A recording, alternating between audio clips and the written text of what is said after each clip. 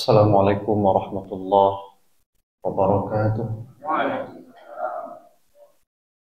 Alhamdulillahirabbil alamin wa bihi nasta'in ala umuri dunya waddin. Wassalatu wassalamu ala sayyidil mursalin sayyidina Muhammadin wa ala alihi wa sahbihi ajma'in. Allahumma bika asbahna wa bika amsayna wa bika nahya wa bika namut wa ilaikan nusyur. Allahumma ati nufusana taqwaha wa zakkiha anta khairu man zakkaha anta waliyuha wa maulaha. Allahumma aslih lana syu'unana kullaha wa la takilna ila anfusina tarfata 'ainin abada. Allahumma barik lana fi ilmina wa barik lana fi niyatina wa barik lana fi amalina wa barik lana fi majlisina wa barik lana fi hayyina barakatan wa barakah. Allahumma hdina wa waffiqna lima tuhibbuhu wa tardah. Allahumma amin. Amma ba'du. Bapak-bapak, ibu-ibu, kaum muslimin dan muslimat, para hamba Allah, jamaah salat subuh yang dirahmati Allah Subhanahu wa taala. Kita mohon pada Allah taufiknya di subuh ini untuk melanjutkan pembahasan kitab Tajul Arus karya Imam Ibnu Athaillah As-Sakandari rahimahullah wa nafa'ana Allahu bihi wa bi'ulumihi fi darain dalam perkara tazkiyatun nafs, menyucikan diri, menyucikan jiwa.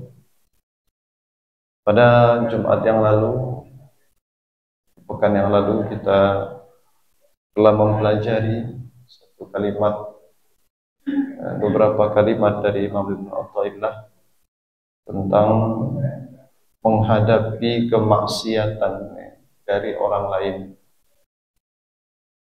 menghadapi kemaksiatan yang dilakukan oleh orang lain. Mulai beliau membicarakan tentang kemaksiatan jika dilakukan oleh anak kita sendiri. Perlakuannya sama sebenarnya, mau siapapun orang lain itu, mau anak kita, keluarga kita, orang asing kan itu, maka kata Imam Ibnu Athaillah As-Sakandari adalah hendaklah orang itu dididik dengan syariat. Tunjukkan bahwa kita tidak setuju dengan kemaksiatannya secara sikap. Mungkin tidak dulu melalui kalimat, tapi diawali dengan sikap-sikap. Di sini justru lebih khusus adalah dengan wajah, dengan muka masam, gitu ya. Hadapi dia dengan muka masam. Tapi jangan diputus. Secara lahiriah tunjukkan, secara zahir tunjukkan bahwa wajah kita tidak ridha, bahwa diri kita tidak suka dengan kemaksiatan itu. Secara batin doakan dia, jangan diputus dia dengan kasih sayang. Doakan dia. Doakan agar Allah Subhanahu wa taala memberikan hidayah, petunjuk agar dia kembali kepada jalan Allah Subhanahu wa taala. Itu secara ringkasnya apa yang kita sampaikan di pertemuan sebelumnya. Lalu kemudian beliau melanjutkan kalimatnya, kafa bika jahlan. Kafa bika jahlan an tahsuda ahlad dunya ala ma waqtu. Cukuplah menjadi satu tanda kebodohan, kejahilan pada dirimu ketika engkau hasad kepada ahlud dunia. Engkau hasad berarti dengki, ya. Dengki kepada ahlud dunia, orang yang memiliki dunia. Ala ma waqtu, terhadap ahli dunia, terhadap apa yang diberikan kepada mereka. Jadi kedengkian itu, kata beliau, dengkinya hasadnya seorang kepada dunia yang diberikan kepada orang lain. Biasanya kan begitu, hasad itu kan. Ya. Ya, itu adalah sebuah kebodohan.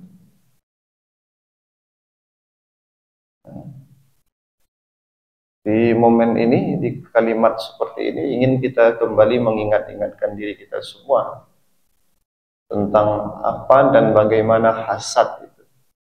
Karena di sini beliau langsung katakan hasad itu adalah kebodohan, adalah kejahilan.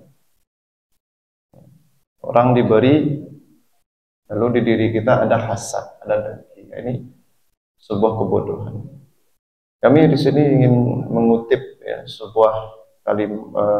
beberapa penjelasan dari Imam Ibnu Rajab Al-Hambali rahimahullah ketika beliau menjelaskan hadis la tahasadu wa la tabaghadu.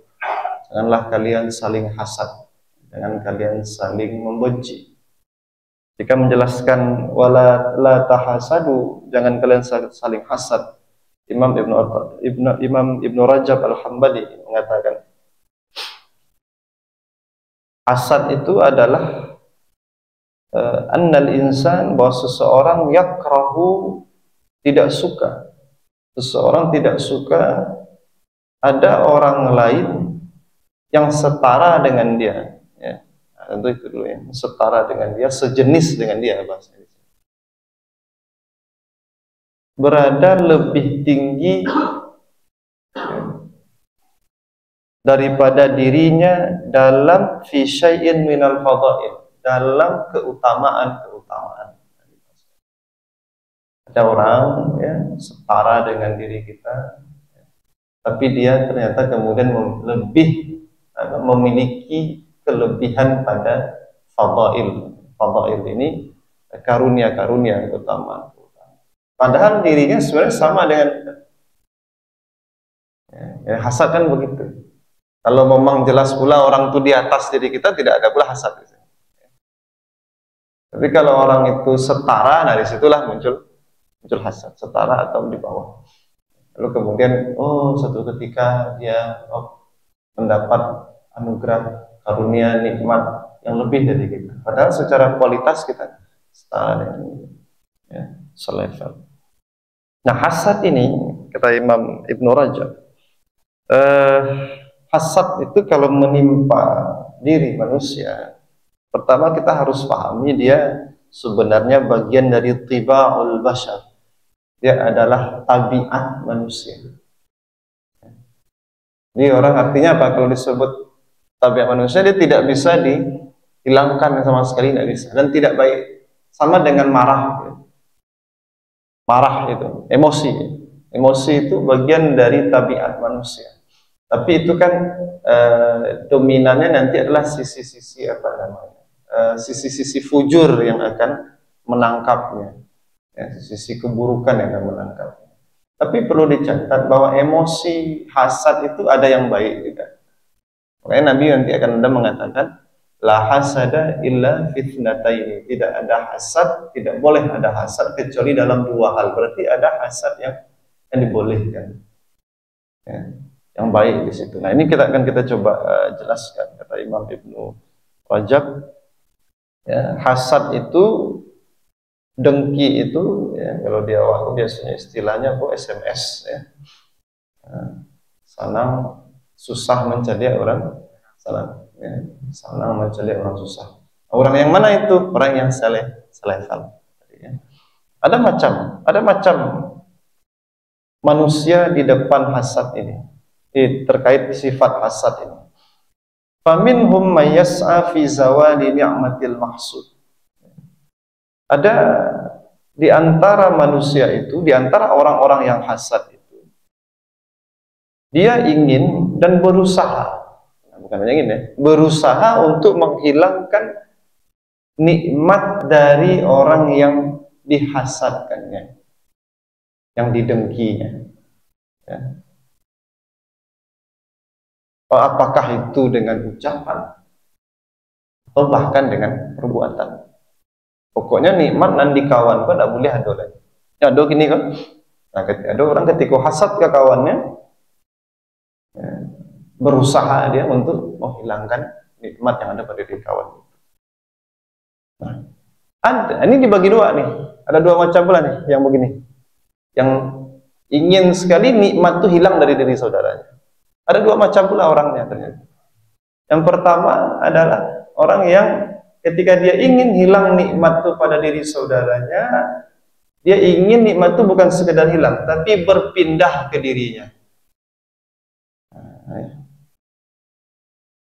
Berpindah ke dirinya.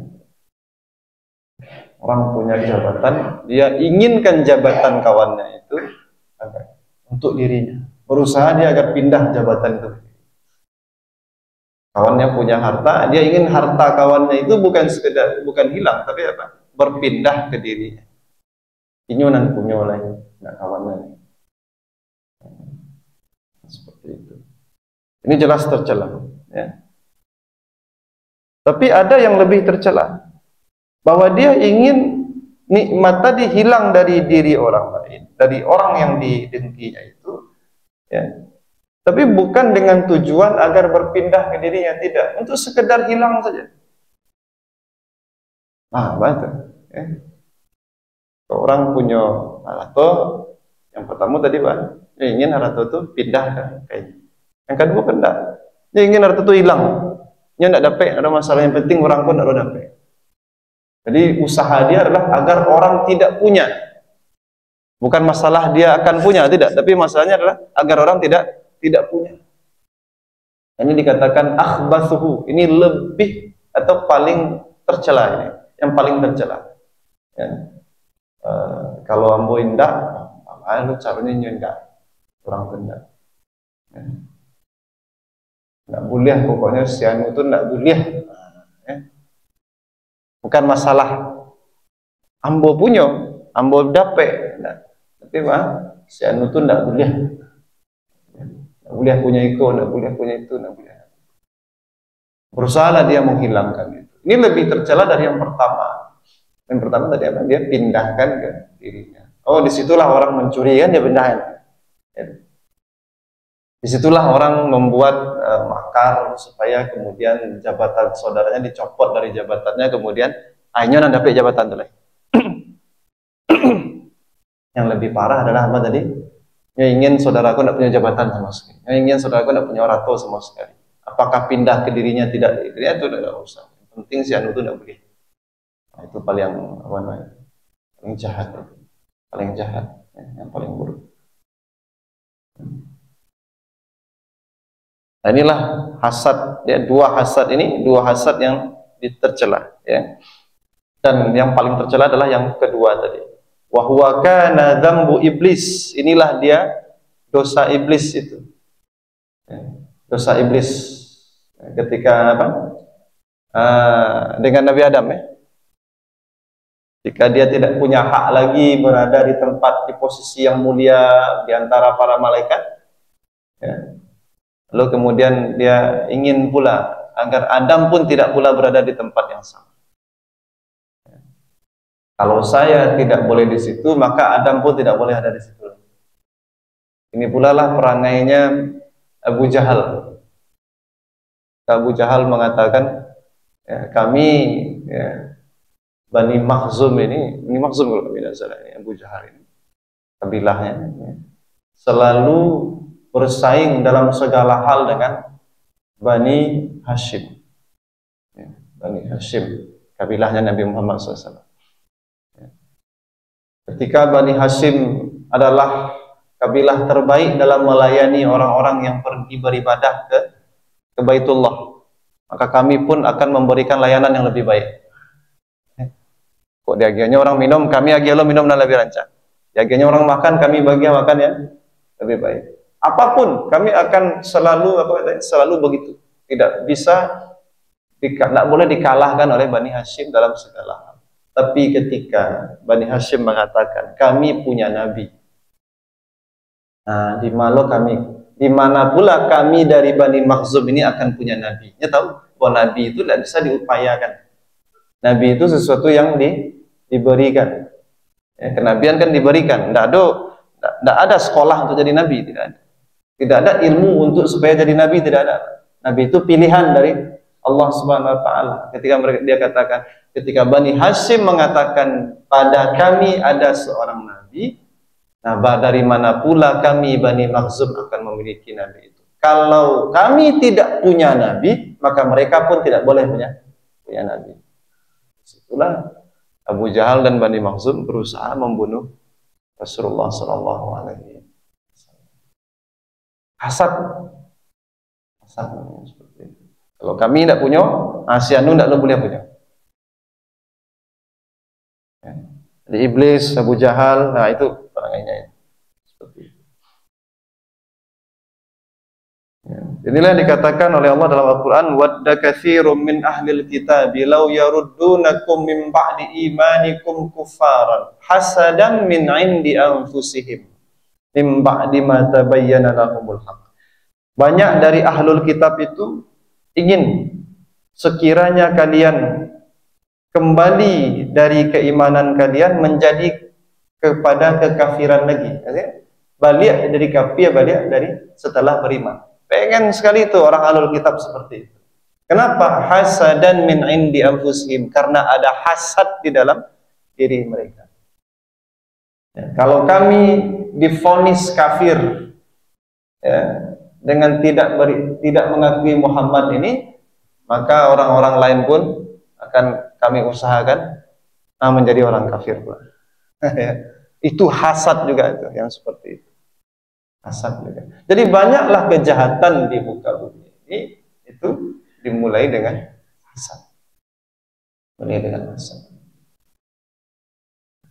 Itu yang pertama. Apa itu? Hasad yang ingin keutamaan nikmat yang diberikan Allah kepada saudara, kepada orang lain itu hilang. Apakah pindah ke dirinya atau tidak berpindah? Pokoknya hilang di diri orang itu. Ya. Itu yang pertama. Yang kedua, ada lagi jenis orang hasad itu adalah orang yang idza hasada ghairahu lam ya'mal bi muqtada hasadihi. Kalau dia muncul hasad di dalam dirinya, dia tidak berusaha untuk mewujudkannya, menampakkannya. Ini ada juga nih. Tapi orang dapat nikmat, agak rasanya di hati, kan? Adalah sesuatu ketidaksenangan, ketidaksukaan di hati bahwa ada saudara yang mendapat suatu nikmat kelebihan. Ya. Tapi dia tidak berusaha untuk apa? Untuk menghilangkan, tidak melakukan apa-apa. Cuma ada ketidaksukaan itu di dalam hati. Nah, yang begini, ya, ada pula dua modelnya nih. Itu tanda bahwa hasad itu tabiat manusia, ya, bahwa dia bergerak di dalam hati. Cuma kelompok yang pertama tadi dia berusaha menghilangkan. Yang kedua tidak ada usaha. Tapi ada dua macam di kelompok yang kedua ini. Dua macam pula. Ada yang alla yumkinuhu izalatul hasadi min nafsihi. Dia tidak bisa mengalahkan hasad itu di dalam dirinya. Artinya apa? Tidak bisa ditaklukkannya hasad. Ketidaksukaannya kepada kawan yang dapat nikmat tadi, mendapat kelebihan tadi, tidak bisa dia kalahkan. Terus ada di dalam dirinya. Tapi berusaha menghilangkan tidak pula. Mengici-ngician kawan pun tidak ada. Hanya terus ada di dalam diri, susah mengalahkannya. Maka yang seperti ini, fala ya'thamu bihi, dia tidak berdosa dalam hal itu. Karena dia cuma bergerak di dalam.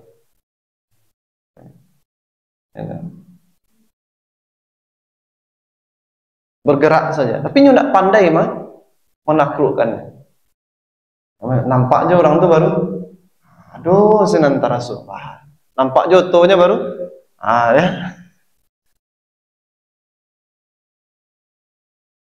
Pernah kita mengalami itu. Mudah-mudahan tidak ada lah, ya. Tidak ada kita yang mengalami itu. Ya. Tapi dia ada bergerak dalam diri ketidaksukaan kepada saudara yang diberi nikmat oleh Allah SWT. Kayak kata orang nih,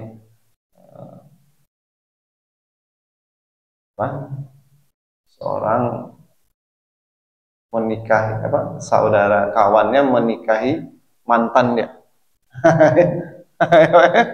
Nampaknya baru lain rasanya. Ya. Bajanji Jawa, bajadi Jawa orang, kan itu istilahnya. Itu istilahnya. Itu kan lain rasanya tuh. Kadi kadi bue, enggak pandai ya. Akan difitnah dia, dituduh dia, enggak tega. Karena ini orang yang dulu pernah dia cintai ya. Enggak bisa dia enggak tega dia. Tapi rasa itu enggak enak itu kalau ketemu itu. Ya. Nah, itu hasad juga. Tapi kalau cuma sekedar itu dia tidak berdosa. Tidak berdosa. Itu satu. Bagian keduanya adalah mayyuhadditsu nafsahu bidzalik ikhtiyar. Ada orang tidak sekedar bergerak ketidaksukaan di dalam dirinya, tapi disebut-sebutnya ke dirinya sendiri. Kau orang tidak disebut, tapi kan ke diri disebut. Ini aja baru ya, cari-cari masalah. Dia buat itu apa? Dia mendialogkan hasad itu dengan dirinya. Apa kata para ulama? Orang begini, kalau ada terjadi ini, apa tujuannya dia dialogkan hasad itu dengan dirinya? Tidak didialogkannya dengan orang lain, tidak dicaritonnya ke orang, tapi nyeceriton kan ke dirinya sendiri. Di kanak-kanannya, di pikir-pikirannya kan. Ya. Untuk apa? Agar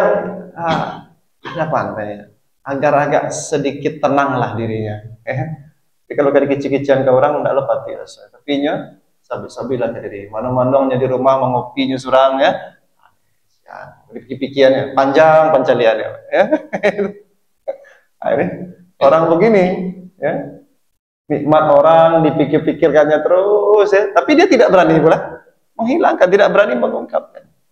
Yang seperti ini ya, ini dikatakan syabihun bil azmil musammimi alal maksiyah. Ini sama dengan niat buruk untuk melakukan niat untuk melakukan sebuah keburukan.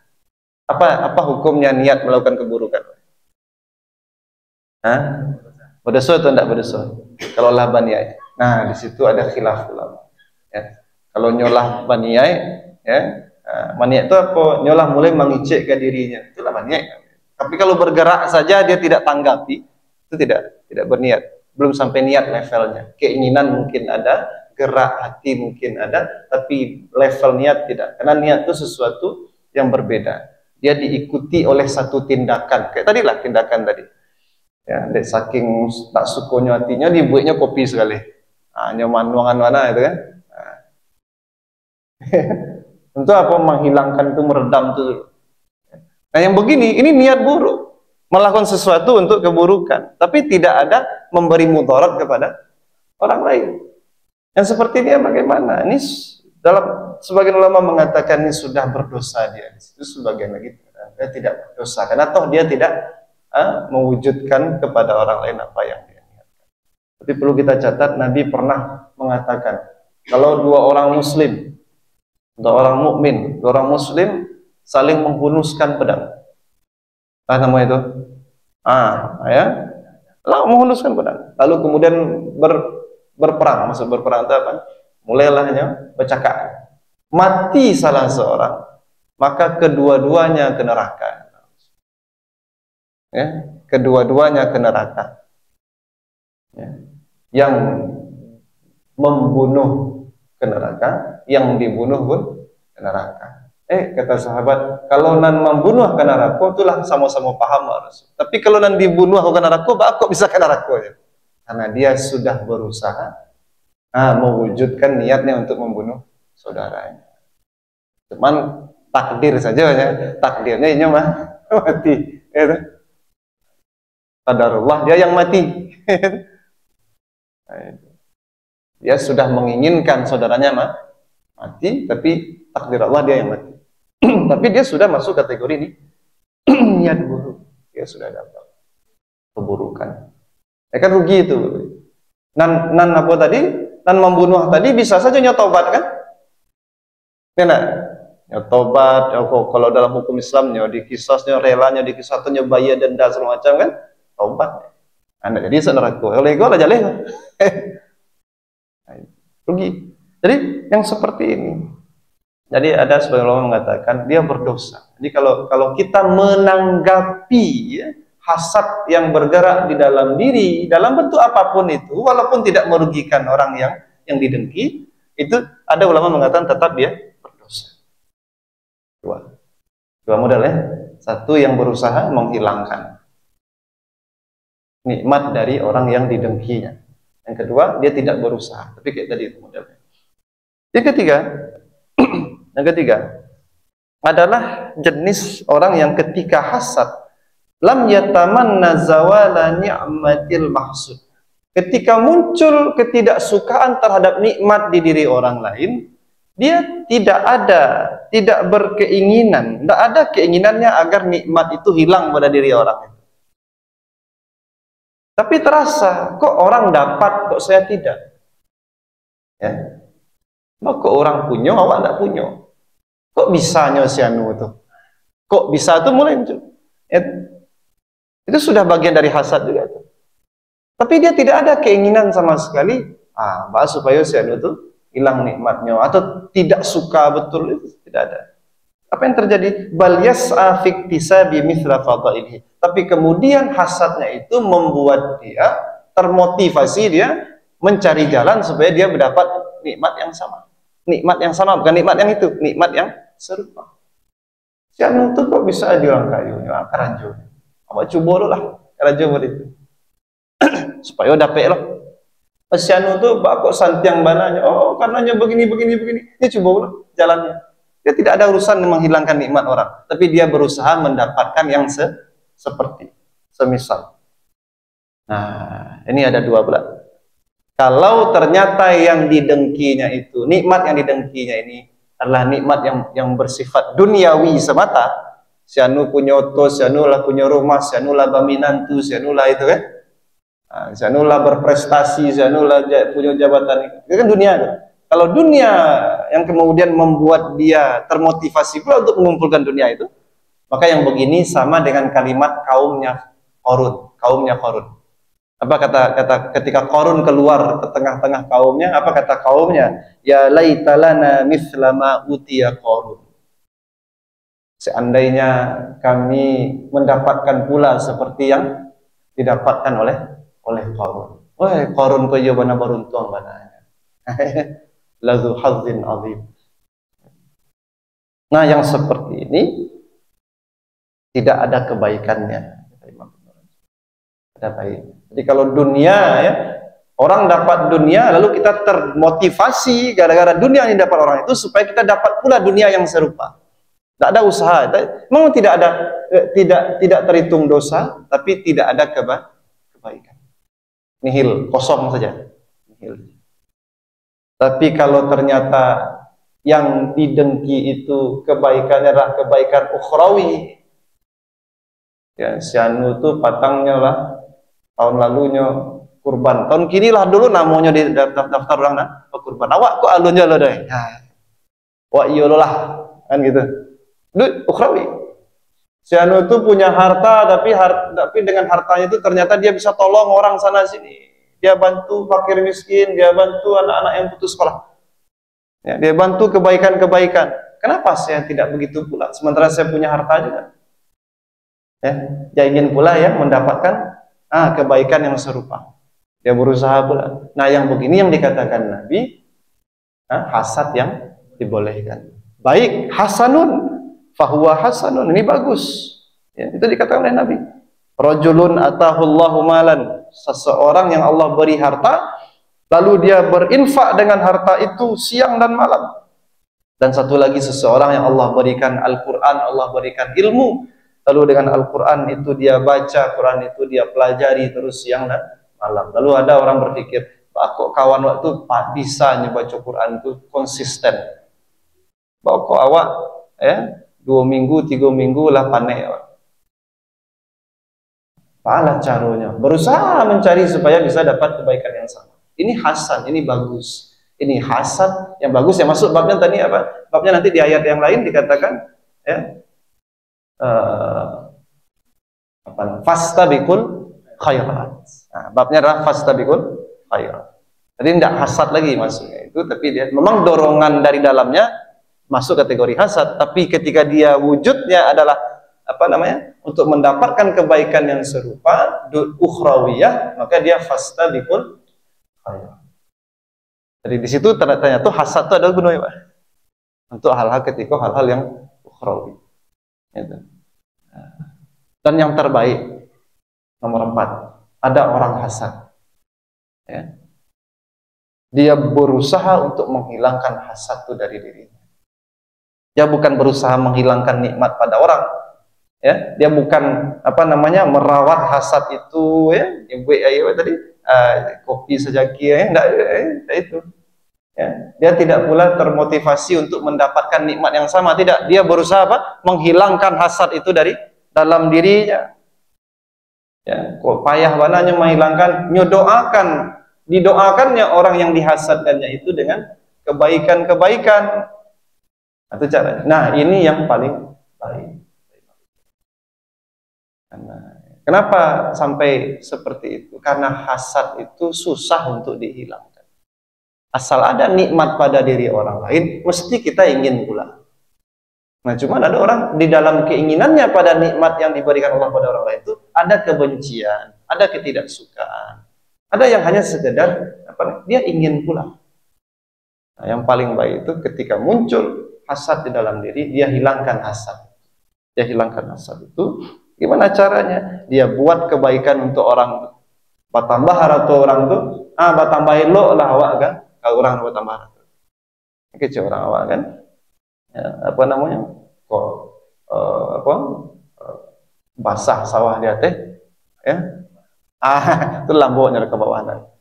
Ya, artinya apa? Kalau kita punya kawan yang baik, kawan yang berprestasi, tetap kita menjaga hubungan baik dengan dia, ya tentu ada juga lah kebaikannya. Kenapa kita harus hasad kepada kawan begini? Tetaplah menjaga kebaikan. Sekurang-kurangnya apa? Didoakan dia agar nikmat yang Allah berikan kepadanya berkah, agar nikmat yang Allah berikan kepadanya terus bertambah. Jadi ini hasad. Jadi ternyata hasad itu bukan 1-2 macam saja. Tapi yang jelas apa tadi? Hasad itu dia berbeda. Nah, ketika Imam Ibnu Athaillah As-Sakandari mengatakan, kalau seseorang hasad kepada ahlud dunia, ini urusan duniawi. Ya, orang dikaruniakan Allah dunia, lalu hasadlah, muncullah hasad di dalam diri terhadap dunia yang diberikan kepada. Itu adalah kejahilan. Ya. Sekedar hasad saja, tidak suka saja kepada dunia yang diberikan kepada pada orang lain, itu disebut dengan kejahilan. Kita tambahkan sedikit lagi sebelum kita tutup. Lalu kemudian hatimu sibuk, ya, dengan dunia yang ada yang Allah berikan kepada mereka, maka engkau menjadi orang yang paling bodoh di situ, lebih bodoh dari mereka. Kenapa? Karena manusia hidupnya untuk dunia itu sebuah kebodohan. Hidupnya hanya untuk dunia itu kebodohan. Kenapa? Walal akhiratu khairu wa abqa. Akhirat itu lebih baik, akhirat itu lebih abadi. Lalu ada orang hidupnya hanya untuk dunia. Dunia itu sifatnya bagaimana berarti? Lebih rendah, lebih fana, mudah hilang, mudah binasa. Hari ini hijau, sebentar setelah itu dia akan menguning, kata Allah. Lalu kemudian dia hancur binasa. Dunia seperti itu. Ada orang hidupnya untuk dunia. Ini kebodohan. Ada pula yang lebih bodoh. Apa itu? Hasad pula kepada orang yang dapat dunia. Lajalih menginginkan dunia itu, ya, berhabis-habis untuk dunia itu adalah kebodohan. Yang lebih bodoh adalah hasad kepada orang yang serius dengan dunianya. Lebih bodoh lagi. Sementara dia tidak diberikan dunia itu. Nah, itu kebodohan. Ya, apa yang didapat hasad itu saja. Yang dunia yang di tangan kawannya itu pun belum tentu sampai ke tangannya. Tapi nyepiki-pikian taruh nyosabui-sabui, taruh nyokicik-kician ke orang. Si anu itu tidak ada tentunya apa, nepotisme itu KN, hanya dek pandai menjogok nih, pandainya dek macam-macam. Nah itu kan, sementara dia tidak dapat. Ini adalah ajhal, kata Imam bin Athaillah As-Sakandari. Bapak Ibu jemaah yang dirahmati Allah SWT, ini satu maksiat yang sebenarnya kalau kita dalami lagi, Tadi kan kita sebut, itulah penyakitnya iblis. Berarti hasad ini salah satu sumber berbagai macam penyakit. Jadi kalau kita ingin membersihkan jiwa kita ini dari banyak kemaksiatan, maka salah satu yang harus dibersihkan betul adalah dari hasad. Ini pokok-pokok penyakit hati, yang paling pokok itu diantaranya adalah hasad. Diantaranya hasad, lalu kemudian ria, lalu kemudian sombong. Kata para ulama itu tiga ini berbahaya. Yang paling berbahaya dari semua macam kemaksiatan, yang paling berbahaya yang tiga ini. Karena ini berada di hulu. Dia tidak berada di hilir, dia berada di hulu. Kalau di hulu itu apa artinya? Para banyak keburukan ke bawah itu datang dari nantiku. Kita tahu tadi bahwa di antara dosa besarnya iblis, dua dia buat. Satu, sombong. Yang kedua, hasad. Iblis selalu berusaha agar hasad itu besar di dalam diri anak cucu Nabi Adam, agar sombong pun besar di dalam diri anak cucu. Waliyazubillah, kita berlindung kepada Allah dari kemudian hati kita terjebak di dalam hasad dan dengki kepada sesama kita. Di sini ditegaskan bahwa kebodohan yang sangat tinggi, yang sangat besar bagi seseorang yang hasad kepada saudaranya. Kecuali babnya tadi apa? Fastabiqul khairat, untuk urusan ukhrawiyah. Di situ sajalah titik di mana hasad itu menjadi satu kebaikan. Sama dengan emosi, marah itu tak ada baiknya. Marah adalah pintu setan. Tapi ada baik kapan? Marah karena Allah. Adakah marah karena Allah? Ada. Marah di tempat-tempat di mana Allah marah di situ. Allah murka kepada kemaksiatan, lalu kita pun tidak suka kepada kemaksiatan. Allah murka kepada orang yang mencela nabinya, lalu kita pun murka kepada orang yang mencela nabinya. Ini namanya marah karena Allah Subhanahu. Di titik itu saja. Selebihnya adalah pintu saya. Waliyazubillah. Mari kita di akhir pembahasan tadi pagi ini kita memohon pada Allah agar Allah lindungi kita dari pokok-pokok kemaksiatan seperti hasad dan marah ini, kemudian ria, kemudian takabur, kesombongan di dalam kehidupan ini. Semoga kita lebih terpelihara dari berbagai macam keburukan dan kemaksiatan. Aqulu qouli hadza astaghfirullah li wa lakum subhanakallahumma wa bihamdika asyhadu an la ilaha illa anta wa nastaghfiruka wa natubu ilaik. Wassallallahu ala sayyidina Muhammadin wa ala alihi wa sahbihi wa sallim. Walhamdulillahi rabbil alamin. Billahi taufiq wal hidayah. Wassalamu alaikum warahmatullahi wabarakatuh.